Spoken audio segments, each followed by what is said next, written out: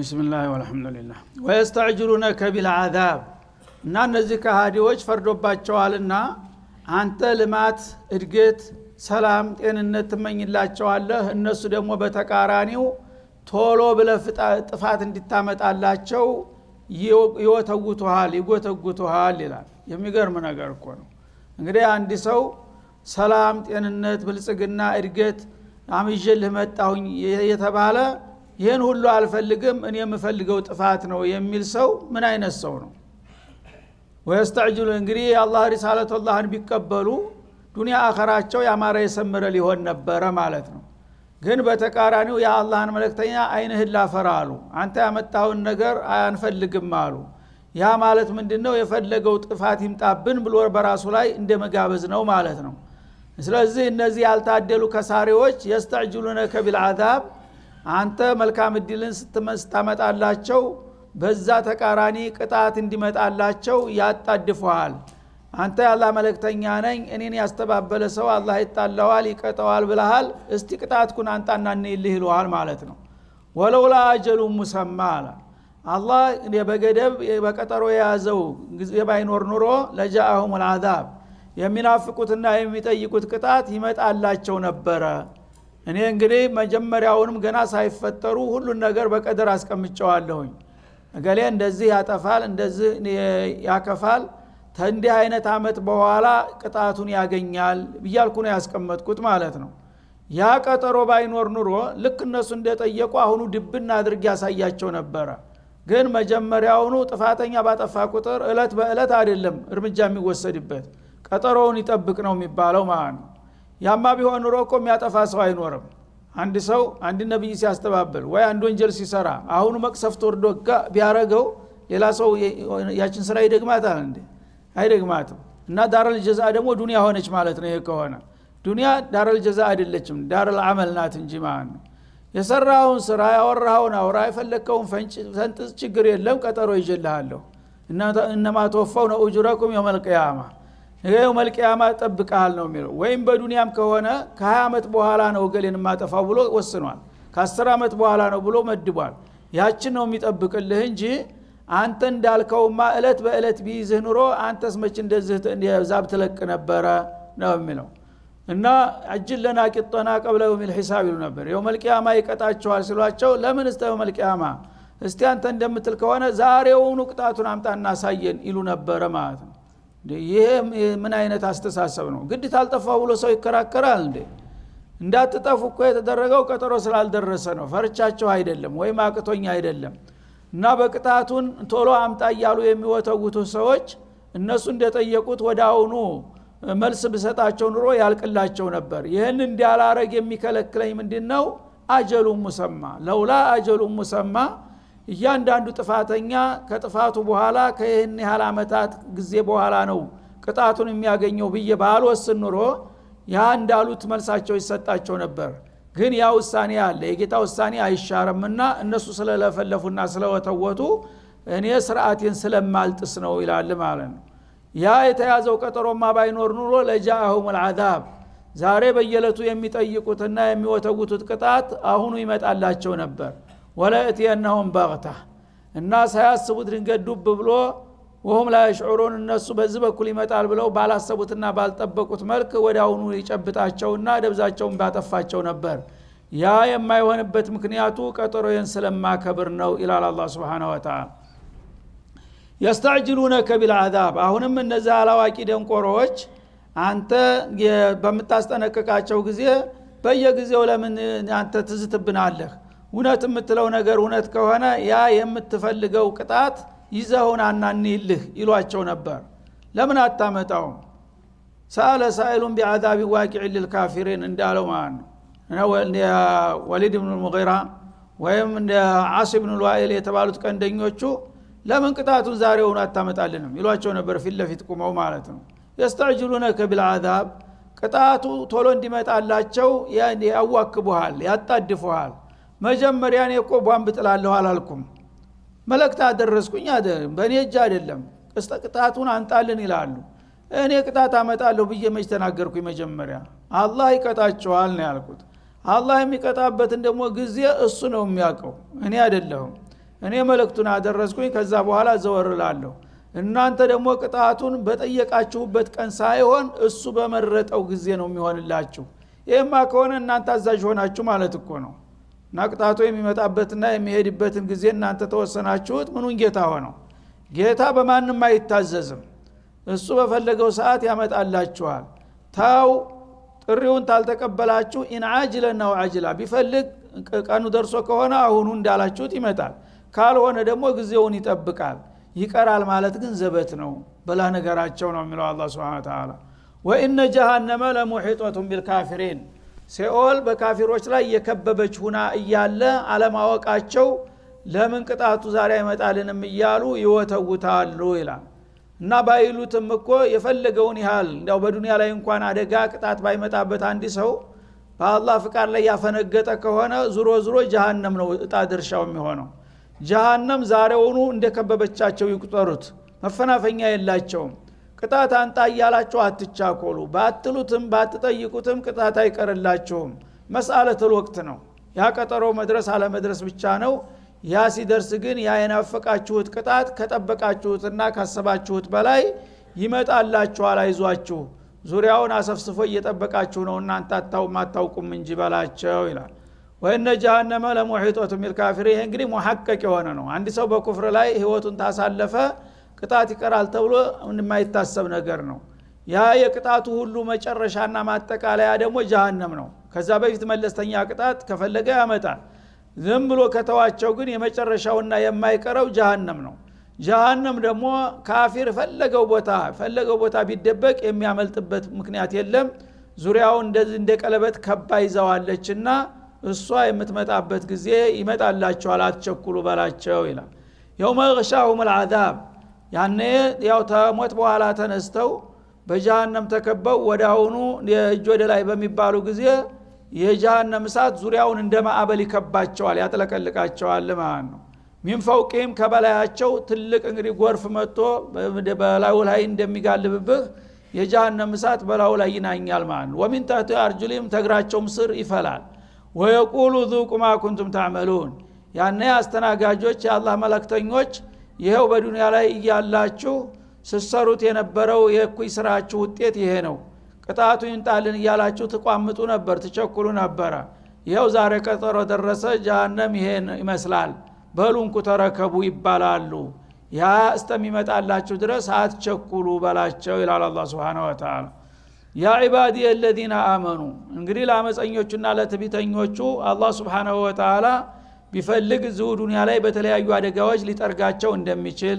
ካልሆነ ደግሞ የማይቀረው አጠቃላው ጀሃነም ሁሉም እንደሚመጣላቸው ተጠቀሰና ካስጠነቀቀ በኋላ እንደገና ወደ አማኞቹ ደግሞ በመመለስ አላ ጦሪቀተል ቁርአን ተርጊብና ተርሂብ ነውና ኡስሉቡ ያ ዒባዲ الذين آمنوا እነዛን ካህዲዎችን በክደታቸው ተዋቸው ምርጫቸው ከሆነ ቅጣቱ መቼ ይመጣል የሚለው ለኔ ተውት እናንተ ግን አምነናል የምትሉት ወገኖች ይላል ኢነ አርዲ ዋሲዓ የኔ ምድር ሰፊ ናት ፈኢያየ ፈዕቡዱን ስለዚህ በአንድ አካባቢ ላይ የኔን ጌታችሁን ትእዛዝ ተቀብላችሁ ተግባራዊ ማድረግ ካልቻላችሁ በእነዚህ በካፊሮች ሰበብ መሬቴ ሰፊ ናትና ወደ ሌላ ክልል ዘወር ብላችሁ ፈኢያየ ፈዕቡዱን እኔን ብቻ ተገዙ እንጂ በአንድ አካባቢ ብቻ ሙጭኝ ብላችሁ ራሳችሁንም ሃይማኖታችሁንም አታቆስምኑ ይላል ማለት ነው እና ይሄ የወረደው በሂጅራ በታዘዘበት ወቅት ነበረ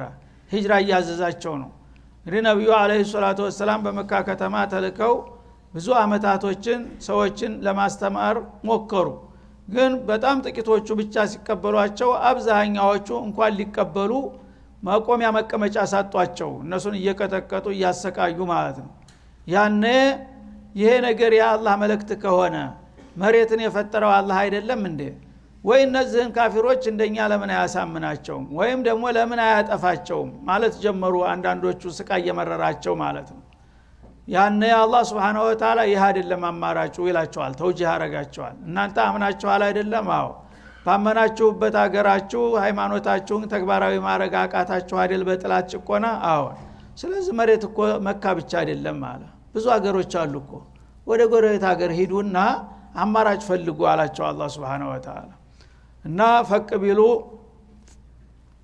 የተሻለ ይገኛል እንደሚባለው ብዙ ጊዜ ታገር ወጥቶ ማያቅ ሰው ሌላ ዓለም ያለ መሆኑን አያውቅም። የኔ ሀገር ብቻ ናት ብሎ እስከ መጨረሻው እዛው ይሟሟታል ማለት ነው። አይደለም። ሱነቱላህ እንግዲህ ብዙ ነውና ህክማው እነዚህ ሰዎች ያላመኑበት የራሱ የሆነ ምክንያት አለው። ግን እናንተን ደግሞ ለምን አመናችሁ ብለው የሚያሰቃዩአችሁና የሚቀጠቅጧችሁ ሃይማኖታችሁን ተግባራዊ ለማድረግ እድል የማይሰጧችሁ ከሆነ እነሱ በሚገዙት ክልል እኮ ነው ተጽዕኖ ማድረግ የሚችሉት። እነሱ የማይገዙ ስንት ሀገር አለ። ለምን ወደ ሌላ ሀገር ዘወር ብላችሁ አትሄዱምና እድል አትሞክሩም ይላቸዋል ማለት ነው።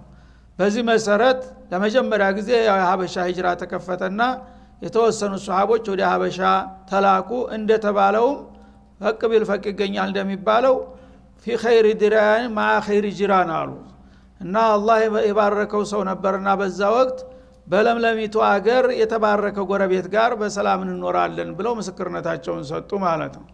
ከዛ በኋላ ደግሞ እንደገና ሌላ አማራጭ በአቅራቢያ ደግሞ መዲና እንዲሄዱ ተፈቀደላቸው። መዲና በሚሄዱ ጊዜ ነስረል ኢስላም መጣ ማለት ነው በአጠቃላይ። ስለዚህ ይሄ ሱነቱላህ ነው። በቀዳሚ ነብዮችም በተደጋጋሚ ሂጅራ ያለ ነገር ነው በእነ ኢብራሂም። ስለዚህ ለምን ወደ ጎረቤት ሀገር ሄዳችሁ ሌላ አማራጭ አትፈልጉም? እንዳው መካ ብቻ ተቀባይነት ካላገኘን በቃ ብላችሁ መሰቃየት እኮ የለባችሁም፣ ውጡና ወደ ሌላ ሀገር ተንቀሳቀሱ ብሎ ጋበዛቸው አላህ Subhanahu Wa Ta'ala። እና አርዲ ዋሲአቱን መሬቴ ሰፊናትና የሰው ልጆች ያሉበት ክልል ጥቂቱ ውስን ነው። ስለዚህ አንድ አካባቢ አውሬዎችና ተባዎች እንግዲህ ችግር የሚፈጥሩባችሁ ከሆነ ሰፊ አገር አለ። ወደ ሌላው አገር ሄዳችሁ የራሳችሁን ስራ የራሳችሁን አላማ ማራመር ትችላላችሁ። እዛ ከሄዳችሁ ኢያየፋቡዱን በእኔ ምንም ነገር ሳታጋሩ እኔም ብቻ መገዛት ትችላላችሁ ብሎ የሌላ አማራጭና አቅጣጫ ጠቆማቸው ማለት ነው። ከዛ አያይዞ ኩሉ ነፍሲን ዛኢቀቱል መውት፣ ነፍስ የተባለች ሁሉ ደግሞ ሞትን ቀማሽ ናት። እቺ ዱንያ የትግል ሀገር ናት። አንድ ሰሞን ያው እንግዲህ ተናቅሮ ሁሉም በያቅሙ በመጨረሻ እድሜው ሲያልቅ ሁሉም ተጠራርጎ ወደ ምድረ ከርስ ሲወርድና እንደገና ሌላ ዓለም ይመጣል። ስለዚህ ለዚች ዓለም የዘላለማዊ ዓለማችሁ አይደለችምና አትጨነቁላት እያለ ነው አላህ Subhanahu Wa Ta'ala። ሞት ይገለግልሃል ትንሽ ቆይታ በኋላ። በዚህ ባጭር እድሜህ ግን በቁም ነገሩ ጌታ ባዘዘና በመራህ መንገድ ከሄድክ ዘላለማን ህይወት የምትወርስበት አማራጭ ይመጣል። እቺን ደካማዋን ዓለም ብቻ እንደ ብቸኛ አማራጭ አድርገህ ከወሰድካት ግን በዛ ከተሸነገልክ ሁለቱንም ታጣለህ። እሷም ዘላለም አትኖርባት፣ ያቺኛዋም አትገኝም ማለት ነው። ስለዚህ ወቁበት። ይቺ ምድር የምትባል ነገር በጣም እንግዲህ የፈተናና የትንቅንቅ መድረክ ናትና በሷ ላይ ብቻ አትጨነቁ። እሷም ራሷ ምድሩም ሰፍናት፣ ዘወርወር እያላችሁ ወደ ተሻለ አማራጭ መሄድ ትችላላችሁ። ثم إلينا ترجعون። በመጨረሻ ግን የሰራችሁትን ሰርታችሁ ወደኛ ትመለሳላችሁ። በዛ በስራችሁ አንፃር ተገቢ ምንዳችሁን እንሰጣችኋለን። ان خيرا فخير وان شرا فشر ማን እና ዱንያን እንግዲህ ሁሉ ነገር አድርገህ መመካት የለብህም፣ ወይም ደግሞ የአንድ አካባቢ ሰለባ ሆነህ መጨነቅም የለብህም። አንተ በጌታህ ታመንክ፣ ከዛ በኋላ አስተሳሰብህን አስፋ ማለት ነው። ወደ ተሻለ ሀገር ሄደህ አማራጭ መፈለግ ትችላለህ። እንደገና ደግሞ ምንም መከራ ቢበዛብህ ተስፋ መቁረጥም የለብህ። ዱንያ ብቻ ናት ዓለም እድሉ ቢባል ኑሮ ያስጨንቅ ነበር። ዱንያ አንድ ሰሞን መድረክ ናት። ያው በጥሩ ነገር ተሰራህባትና ታመረትክባት ለዘላለሙ ዓለም ዋጋ ሰጠህ ማለት ነው። ያን ሳታደርክ ከቀረህ ደግሞ ያኛውን ዓለም ከከሰርክ ነው ችግሩ። ዱንያን ምን ጊዜም ቢሆን ማጣቱ አይቀርም። ስለዚህ የናውቃችሁ በዱንያ ሳትሸነገሉና በአካባቢ ሳትጨነቁ ሰፋ ባለ መልኩ ተንቀሳቀሱ። ያኔ እኔም ማረገውን አረጋለሁ። በመጨረሻ ግን የሰራችሁትን ሰርታችሁ ወደ እኔ ትመለሳላችሁ። ያኔ ነው ኢነማ ተወፈውነ ኡጁረኩም ፈመን ዙህዚሃ አኒን ናሪ ወኡድኺለል ጀና ፈቀድ ፋዘ ወመል ሐያቱ ዱንያ ኢላ መታኡል ጉሩር እንዳለው እዚህ ዱንያ ላይ አይደለም ናጂሁና ፋሽሉ የሚታወቀው ማለት ነው። ይሄ የትግል ዓለም ነው። ውጤቱ ይያዝልሃል። ነጥብ እየተያዘ ይሄድና የውመል ቂያማ የሚባለው ሲመጣ በትክክለኛው አላህ ባዘዘ መስመር ላይ ከሆነ ህይወትክን የመራው ጀነትን የምታገኝበት እድል ይመጣል ማለት ነው። በተሳሳተ መንገድ በኩፍር በሽርክ በኒፋቅ ከሆነ የተጓዝከው ደግሞ ትልቁ ኪሳራ እዛ ላይ ነው። ዱንያ ላይ የፈለገው ኪሳራ ቢባል እዛ ጋር የሚወዳደር የለም ማለት ነው። ለያንን ዓላማና ግብ አድርጋችሁ ለዛ የሚበጃችሁን ነገር መስራት አለባችሁ በላቸው ይላል። ወለዲና አመኑ፣ እነዚያ ጌታቸው የላከላቸውን መልእክት ተቀብለው ያመኑ ወአሚሉ ሷሊሃት በዛ በእምነታቸው ላይ ተመስርቶ ደግሞ ጌታ ያዘዛቸውና የወደደውን ነገር የሰሩ መልካም ስራን ያፈሩ ለኑበዊአነሁ ሚነል ጀና ሲፈስረው ነው ወኢለይና ቱርጃኡን የሚለውን ማለት ነው። ያኔ በዛም በመልካም እምነታቸውና በጥሩ ስራቸው አንፃር ጀነትን ነዒምን እናስረክባቸዋለን። ለዚች እንግዲህ መከራ አገር ላይ ሲሰቃዩ እንደቆዩ አልቅሰው አይቀሩም ማለት ነው። ካሳ ይሰጣቸዋል።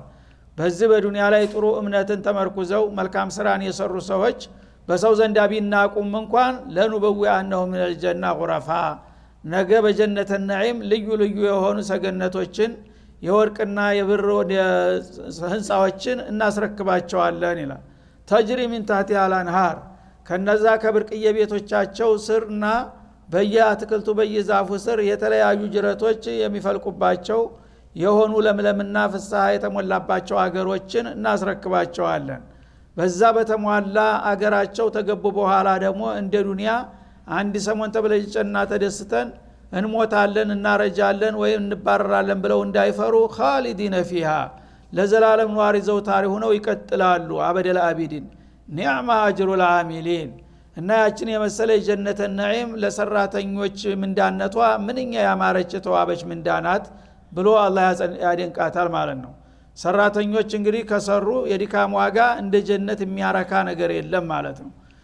ማንም ሰራተኛ በጥሩ ስራ መስክ ተማርቶ ሰርቶ ጥሩ ውጤታማ በሚሆንበት ጊዜ ይረካል። ገሌ ከበረ ነሰረ ይባላል። ከዛ ሁሉ የበለጠና የደነቀው ኒዕማ አጅሩል አሚሊን የተባለው በጀነተ ነዒም እድል የደረሳቸው ሰዎች ናቸው። ለዛ ስራ ነው ተግታችሁ መስራት ያለባችሁ። ዱንያማ ከተሳካም ተሳካች ብትሳካም እንደተሳካችም አይቆጠርም። ባትሳካም ብትሳካም ነገ ሞት መጥቶ መውሰዱ አይቀርምና እሷ ያን ያህል ዋጋ የሚሰጣት አይደለችም። ግን ዘላለም የኪሳራ የሚመጣበት ወይም የዘላለም እድልና ዲል የሚመጣበት እዛኛው ዓለም ስለሆነ አሁን በዚህ በአጭር እድሜያችሁ የተለያዩ መሰናክኖችን በቆራጥነት አልፋችሁ ጌታ የሚፈልግባችሁ መልካም ስራ ይዛችሁ ተመጣችሁ በዛ አኳያ የሚሰጣችሁ ምንዳ ነው ያማረ የተዋበ ብርቅዬ አቻ የሌለው እድል ሊባል የሚገባው ይላል አላህ Subhanahu Wa Ta'ala።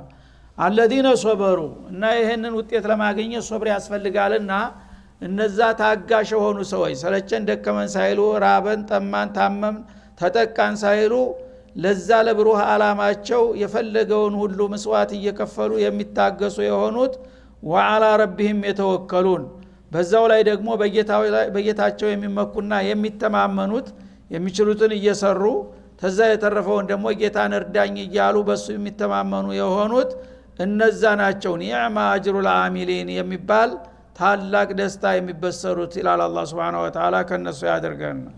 ወከአይ ሚን ዳባ ከዛ በኋላ ስለ ሂጅራ ስለተነሳ እንግዲህ በመካ አካባቢ የነበሩ ሱሐቦች የዛው አካባቢ ነዋሪ ስለሆኑ ብዙ የጎረቤት ሀገር ስለማያውቁ ጨለማቸው። እንዴት ሀገራችንን ወገናችንን ንብረታችንን ትተን ማናውቀው ሀገር ሄደን ምን ልንሆን ነው እያሉ ሲጨነቁ ያበረታታቸዋል አላህ Subhanahu Wa Ta'ala።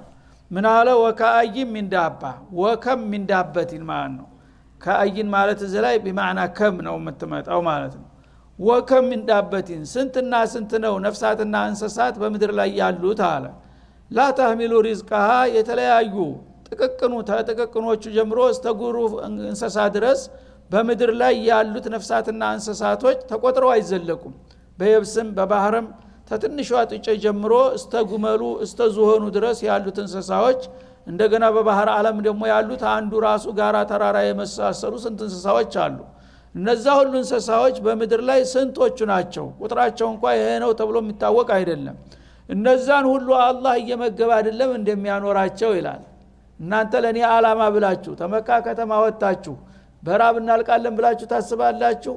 ስንት እንስሳት ነው በአለም ላይ የሚቀልበው አላህ Subhanahu Wa Ta'ala።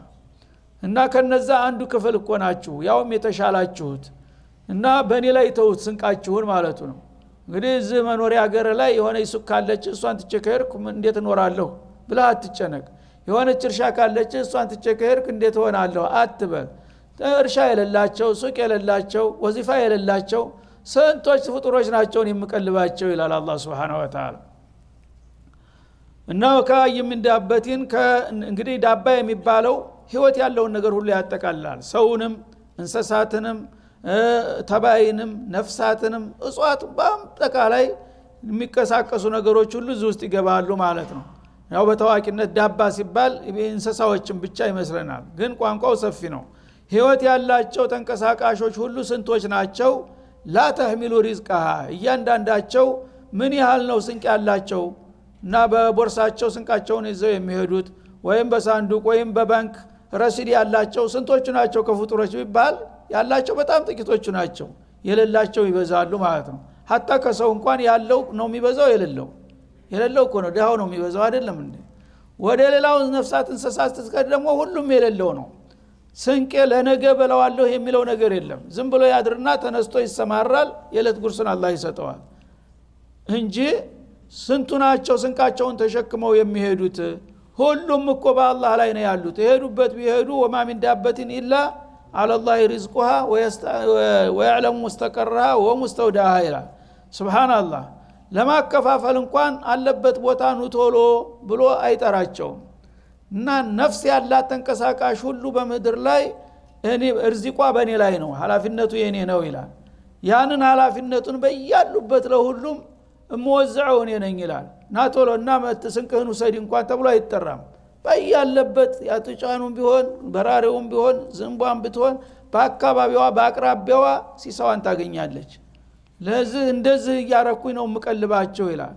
ወያዕለሙ ሙስተቀረሃ ወሙስተውዳሃ ዝም ብላ ቦታዋም ተኝታ ከሆነ እዛ ተኛችበት አላህ ሲሳይ ይሰጣታል። ተሄደች ተንቀሳቀሰችም በሄደችበት ይገጥማታል ማለት ነው። ታዲያ እናንተ ለኔ አላማ ብላችሁ ተመካ ወጣችሁ ወደ ጎረቤት ሀገር ስትሄዱ በቃ ሲሳያችን ደረቀ ብላችሁ ታስባላችሁ? እኔ ምን ይዤ ወትሮስ ስራ አይደለም እንዴ? ማንንም እኮ ባለበት ነው የምቀልበው በማለት አበረታታቸው ማለት ነው። ላ ተህሚሉ ሪዝቃሁ ብዙዎቹ እንስሳዎችና ነፍሳቶች ሲሳያቸውን በከረጢት ወይም በኪሳቸው ፍራንክ ይዘው የሚሄዱ አይደሉም። ሁሉም ባዶ እጃቸውን ይሄዳሉ። ባገዱበት ሲሳያቸውን ያገኛሉ። አላሁ የርዙቁሃ ሁሏንም ነፍስ በያለችበት ጌታ ይመግባታል። ወኢያኩም ስለዚህ እናንተንም እንደዛ እኮ ነው መመግባችሁ ይላል። ወሆ ሰሚዑል ዓሊም አላህ ደግሞ የሚባለውን ነገር ሁሉ ሰሚ ነው። አልዓሊም የሚደረገውን ነገር ሁሉ አዋቂ ነው። የትም ቦታ ሆናችሁ የፈለገውን ቃል ብትናገሩ ሰማችኋለሁ። የትም ቦታ በምንም እንቅስቃሴ ብትሆኑ ደግሞ አያችኋለሁ፣ ታዘባችኋለሁ። ከኔ እይታ የምትርቁና የምትሰወሩ አይምሰላችሁ። እኔ ጥበቃ ነኝ በእናንተ ላይ እያጠበቅኩና እየተንከባከብኳችሁ ነው። አይዟችሁ ለእኔ ከሰራችሁ እኔም አለኋችሁ እያለ ነው አላህ ሱብሓነሁ ወተዓላ። በዚህ መልክ እንግዲህ አላህ ይህንን ዋስትና ሲሰጣቸው ዶማን በሚሰጣቸው ጊዜ ቆርጠው ተነሱ ጎበዞቹ። እንግዲያማ ጌታችን እንዲህ እስካለ ድረስ አላወቅኑ ነበረ፣ ካሁን በኋላ ማቄን ጨርቄን ማለት አያስፈልግም ብለው እንዳለ ቤታቸውን ንብረታቸውን ሱቃቸውን እየጣሉ ወደ መዲና ጎረፉ ማለት ነው። እዛ ሲሄዱ ያላሰቡት ያልከሰቡት ሲሳይ ይመጣላቸው እንደተባለው መጀመሪያ አንሷሮችን አላህ የባረካቸው ናቸው። ልክ እንደ እናቶቻቸው ልጆች ቤታቸውን ደረታቸውን ከፍተው በልልታ ተቀበሏቸው ማለት ነው። እና ምንም ነገር ሳይከብዳቸው ንብረታቸውን እያካፈሉ አቋቋሟቸው። ከዛ በኋላ የእስላም ጥንካሬ እየጨመረ ሲመጣ ገኒማ ገንዘብ ደግሞ መምጣት ጀመረ ማለት ነው። ያ የተባለው የጌታ ቃል ተረጋገጠ ማለት ነው። እዚህ እንዳውን ጎስቋላ ተራ ኑሮ ይኖር የነበረው ሁሉ አሚር ሆነ ኋላ በየከተማው ማለት ነው። ኋላ ስንት ሀብታም ሆኑ። ወለኢን ሰአልተሁም መን ኸለቀ ሰማዋት ወልአርድ እነዚህ ደግሞ እምነተ ቢሶችን ሙሽሪኩል አረብን ለመሆኑ እናንተ ስለ ጌታ ሲነገራችሁ ቅር የሚላችሁ ጌታ ተነጭራሹ የለም ልትሉ ትፈልጋላችሁ እንዴ? እስቲ ስለ ጌታ እንጠያየቅ ብለህ ብትጠይቃቸው መን ኸለቀ ሰማዋት ወልአርድ ይሄን ከበላያችሁ የተንጣለለ ሰማይ ያለምንም መደገፊያና ማንጠልጠያ የፈጠረና ያዘጋጀው ማን ነው? የምትኖሩበትን መሬትስ ማን ነው የዘረጋላችሁ ብለህ ብትጠይቃቸው ወሰኸረ ሸምሰ ወልቀመር እንደገና ደግሞ መሬትን ፈጥሮ ዝም ብሎ በጨለማ ተውጣ ቁጭ ብትል ማን ነው በር ሊጠቀምባት የሚችለው? ዳር እስተ ዳር የሚያበራ ፀሐይ የመደበላት ጨረቃንም ያዘጋጀላት ማን ነው ለምድራችሁ ብለህ ብትጠይቃቸው ለየቁሉነ አላህ ሙሽሪኮቹም ሳይቀሩ ይሄን የማያደረገው አላህ ነው የሚል መልስ ይሰጣሉ። ያውን በቃለ መሐላ ደግፈው ማለት ነው። ለየቁሉነ የምትችላማ ወላሂ ለየቁሉነ እንደማለት ነው። የሚገርመው ይሄ ነው እንግዲህ እነዚህ ሙሽሪኩል አረብ በመሰረቱ ጌታ የለም አይሉም። ጌታ መኖሩን በእርግጠኝነት ያውቁ ነበረ። ሲጠየቁ መልሱ ለቁሉን አላህ አላህ በእርግጥ አላህ ነው ሰማይንም ምድርንም የፈጠረው ይሉ ነበር ማለት ነው። ታዲያ እነዚህ አላመኑም እንደነዚህ ሰዎች ምንድነው ልዩነቱ? ሙስሊሞችም አላህ ነው ዓለምን የፈጠረው እያሉ ነው፣ ሙሽሪኮችም አላህ ነው ዓለምን የፈጠረው እያሉ ነው። ልዩነቱ ምንድነው የሚል ጥያቄ ያስነሳል ማለት ነው። ይህንን በሚሉ ጊዜ ፈአና ዩፈኩን አለ አላህ Subhanahu Wa Ta'ala። ይህንን እንግዲህ ቁም ነገር የሚስማሙና የሚቀበሉ ከሆነ ሰማያትና ምድርን የፈጠረው ፀሐይ ጨረቃን የመደበው አላህ ነው በሚለው ጭብጥ ላይ የሚስማሙ ከሆነ እንግዲህ ግማሽ መንገድ ሄደዋል ማለት ነው። ይህን ያህል ስለ አላህ ግንዛቤ ካላቸውና የዓለም ብቸኛ ፈጣሪና ባለቤት ነው ካሉ ለምንድነው ላኢላሃ ኢላላህ የማይሉት? የሁሉም ፈጣሪ አላህ ነው ካሉ የሁሉም አምላክ አላህ ነው ብለው ለምን አይገዙም ነው የሚለው። እንግዲህ እዚህ ላይ ነው ልዩነቱ ተውሂድ ሩቡቢያና ኡሉሂያ የሚባለው ነገር ማለት ነው። ተውሂድ ሩቡቢያን በአጠቃላይ ሙሽሪኩል ዓለም ያውቃል እስካሁን ድረስ። ሹዕያ ነው የመጨረሻ ርቆ ሄደ የተባለው ዓለም ፈጣሪ የላትም ብሎ አፉን ሞልቶ የተናገረው እሱ እንኳን ዙሮ በመጨረሻ አየ ነገር እንኳን ጥናት ያስፈልገዋል አሉ። ወደ መጨረሻ ሲደርሱ አንድ ኃይል ማናቀው ኃይል አለ ተዓለም ጀርባ አሉ። ተነስሙ ማወቁት አልገባቸውም እንጂ ቁል ሁወላሁ አሐድ ነውና ስሙ ማለት ነው። ስለዚህ አንድ ኃይል አለው የሚለው ላይ ይመጣል። ስለዚህ ዓለምን እኔ ነኝ የፈጠርኩት ሊል የሚችል ቢኖር ኑሮ ይል ነበር። ግን ይሄ የማይቻል ነገር መሆኑ ስለወቁ ነው ይሄንን የሚቀበሉት ሁላቸውም። ዓለም ተፈጥሯል አለ ሰማይ መሬት የሚባል ፀሐይ ጨረቃ ሌት ቀን የሚባል ነገር አለ ቢባል የለም ማለት የሚችል ሰው የለም አለ ይባላል። ታዲያ እነዚህ ነገሮች የፈጠረውና ያደራጀው ማን ነው ከተባለ መልሱ ምን ይሆናል? ወይ ገሌ ነው ወይ አላውቅም ወይ እኔ ነኝ ነው። ሶስት አማራጭ ነው ያለው ማለት ነው። እና ገሌ ነው እንዳይል ያ ገሌ ነው ብሎ የሚረሻው እኔ ነኝ አሁን ብሎ ሊቆም ይችላል አይደለም ማለት ነው። ስለዚህ ገሌ ነው ተብሎ አልተጠራም ተስታላ በስተቀር እኔ ነኝ እንዳይል ደግሞ እሱ ለራሱ ሸታም መሆኑን ነው የሚያጋልጠው ማለት ነው። አማራጩ ምን ይሆናል? አላውቀውም እንጂ አንድ ኃይል አለ የሚለው ነው የሚሆነው። ስለዚህ ወቀዋ እንድታውቀው እኮ ነው አላህ ነብይ ላከው ኪታብ ያወረደው ለዚህ ብሎ እኮ ነው። አንተም አታቅ ደንቆሮ በመሆንህ ይኸውልህ ወቅ ይሄን ዓለም አንተንም ጭምር በዙሪያህንም ያሉ የፈጠርኩት እኔ ነኝ ብሎ ነው መልእክት የላከልህ እኮ። ስለዚህ ስላላወቅ እንድታውቅ ተብሎ ነው መልእክት የመጣልህ ብለህ ትነግረዋለህ።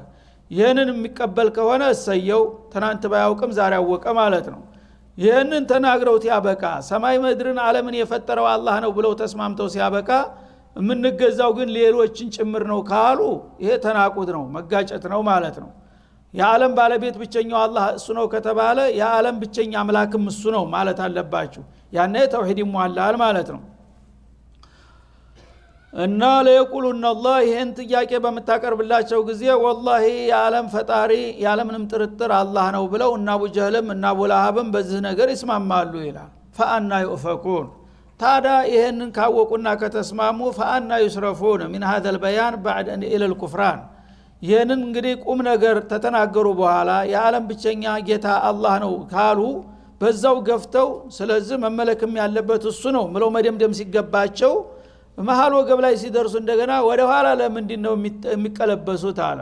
የፈጠረው ሁሉ ነገር እሱ ነው ግን የምናመልከው እሱንና ሌሎችንም ነው ማለት እንደገና የጀመርከውን ጉዞ ወደ ኋላ አንድ እርምጃ ወደፊት ሁለት እርምጃ ወደ ኋላ መጣ ማለት ነው።